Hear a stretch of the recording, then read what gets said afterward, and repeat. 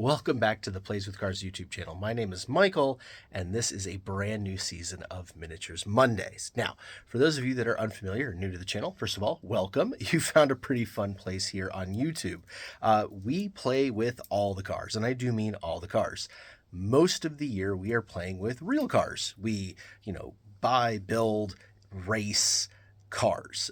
We've had a Cobra Mustang and a Porsche Boxster and an Audi S4 and all sorts of different cars here on the channel that we have featured and worked on and used. We do autocross track days, Maryhill Loops tour with the Audi Club, things like that. But we are in the Pacific Northwest, and we do have a real winter here. And in that real winter, there is an off season where we don't get to go do car stuff unless you're going to go play in the snow in a four-wheel drive, which we don't have at the moment.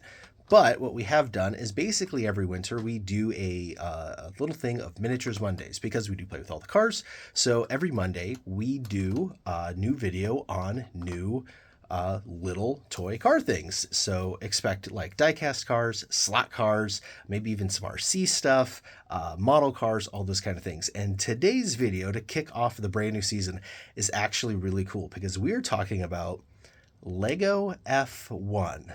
You got to check this out.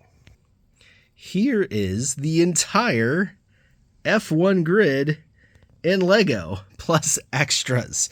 So for those of you that haven't seen these yet, these are the Lego F1 cars that are roughly Hot Wheels size, and they are really cool. In fact, there we go. Next to an actual Hot Wheel F1, you can see they are, like I said, nearly identical, the same size. So they're really fun. They're really cute. They do roll quite well. They're on bespoke chassis, and they come in these really fun blind boxes. So how this works is you see these usually like kind of up by the register kind of thing. And when you buy them, you don't know which one you're going to get. Now, that being said, there is actually a way to tell. Here on the bottom, there's this little code. There we go. The code that you see, the numbers don't mean anything. It's the actual like QR code looking thing. There are some apps you can download and scan those QR codes, and it will tell you which car is inside. Now, if you don't mind blind box buying, by all means, buy away. They're fairly affordable. They're like less than $5 each retail. But for our purposes, we wanted the whole set, so we actually scanned a whole bunch of these to make sure we could get them. From our, limited experience doing that, I can tell you that there are some that are rarer than others, and it's not necessarily what you would think.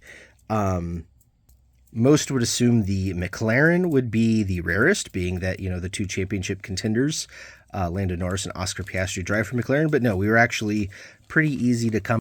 But yeah, these were actually fairly easy to come by, all things considered. The Sauber was very easy. The F1 Academy was very easy. And this is cool. In fact, I do want to say, so they did do all 12 or all 10 teams plus 2 extras. And their 2 extras were the F1 Academy and the F1 display car.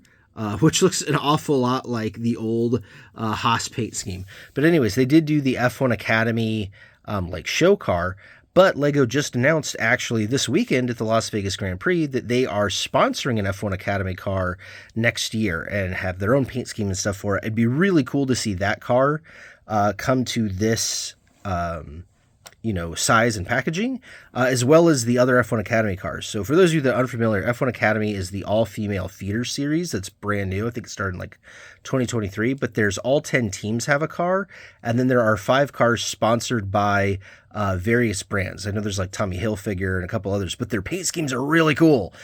So yeah, having the other 5 or now 6 with Lego F1 Academy cars would be pretty cool. But yeah, so there is the Alpine, which is fairly common, the Sauber, which is fairly common. The Aston Martin was kind of hard to come by or common. It depends on where you were. There were certain stores where they just didn't have any and certain stores where they had a bunch. The Racing Bulls or the V-Carb, this was actually kind of hard to come by.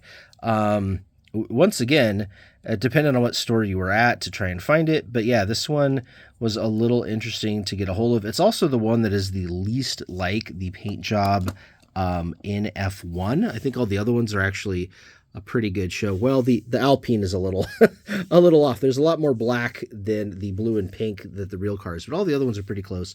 The Williams was fairly common.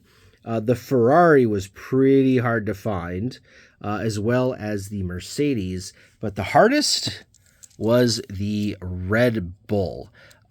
This one was pretty darn hard to come by. It took a lot of looking in stores before we actually found the Red Bull car. So that was interesting. So if you want to get yourself a little mini Max Verstappen or Yuki Tsunoda, be prepared to look around. I will say the Ferrari was probably the second hardest to find, and the Ferrari is the only one besides the McLaren and the Williams, or no, I guess the Aston too. Okay, quite a few of them actually have the team names on them, but the Ferrari has like the most going on. You do have the Ferrari emblem there on the nose like you're supposed to. It does have Ferrari there on the back. Of course, Lego and Ferrari have a long history with each other, so that is to be expected. But yeah, these were like fairly rare when they first came out, and like this was the car that went for the most opened on eBay, and now that it's been a few months, that's not the case anymore. Those could be found a little easier. But yeah, then there's the Mercedes, like I said, and the McLaren.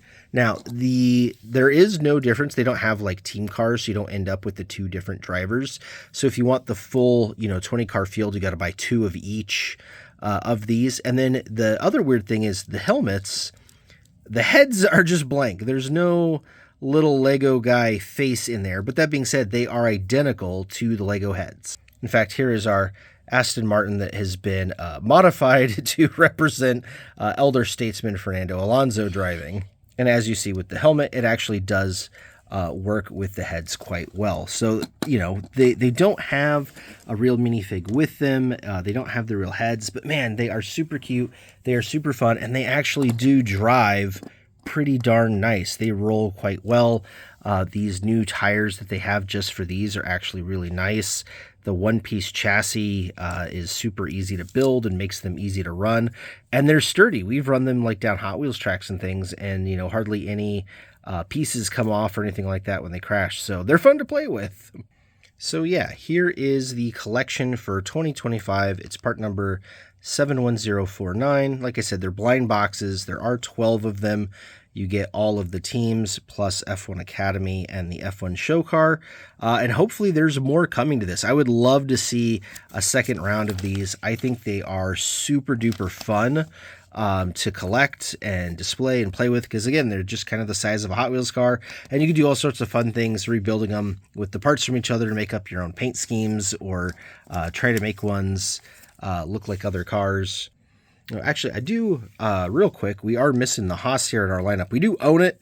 Don't know where it is, but the Haas does come with the logos and stuff on it. But yeah, that's what we took apart the most, because we kept playing with the F1 car to make, like I said, the older Haas livery, or playing with the new Audi livery and whatnot. But yeah, these are the Lego F1 little mini racers from the blind box. Super duper cool. Highly, highly recommended. All right, that's going to do it for this first episode of Miniatures Monday for the new season. Let me know what you think. Have you bought any of these little blind box Legos? Or, hey, you can throw them in as a stocking stuffer for the car fanatic in your life. Like I said, they're like less than $5 retail. They're super easy to find. Lots of stores have them, and I would highly recommend looking up an app.